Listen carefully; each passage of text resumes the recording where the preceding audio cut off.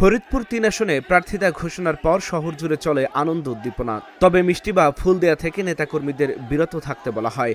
মনোনয়ন পাওয়ার পরে সন্ধ্যায় ফরিদপুরে নিজ বাড়িতে এসে পৌঁছান ফরিদপুর ৩ আসনের প্রার্থী মহিলা দলের কেন্দ্রীয় কমিটির যুগ্ম সম্পাদক চৌধুরী নায়াব ইউসুফ। এ সময় তাকে শুভেচ্ছা জানাতে একে একে নেতাকর্মীরা জড়ো হতে থাকেন। পরে নেতাকর্মীদের উদ্দেশ্যে চৌধুরী নায়াব ইউসুফ বলেন, দল তার উপর আস্থা রাখায় তিনি কৃতজ্ঞতা জ্ঞাপন করছেন। পাশাপাশি সকলকে ঐক্যবদ্ধ থেকে জয় ছিনিয়ে আনার আহ্বানও জানান। আমি এই দলের জন্য, ভারপ্রাপ্ত চেয়ারম্যান তারেক রহমানের জন্য এবং দেশনেত্রী বেগম খালেদা জিয়ার জন্য বাকিটা জীবন আমি কাজ করে যাব। দেশের মানুষের ভালো করব, কল্যাণ করব এবং উপকার করব। সেই রাজনীতি ইনশাআল্লাহ সামনে আমি করব।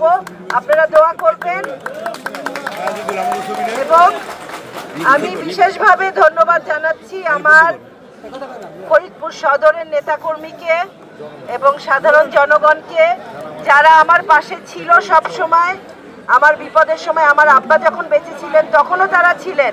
আমার আব্বা মারা যাওয়ার পরে, আমার আব্বা চলে যাওয়ার পরে, তারপরেও এই নেতাকর্মীরা আমার এই বিপদের সময় আমার পাশে ছিল এবং এখনো আছে। আমি তাদের কাছে সবচেয়ে বেশি কৃতজ্ঞ। আজকে তাদের সমর্থনের জন্যই, ভালোবাসার জন্যই দল আমাকে নমিনেশন দেওয়ার জন্য যোগ্য মনে করেছে। এটার অর্জন আমার নেতাকর্মীর এবং ফরিদপুরবাসীর।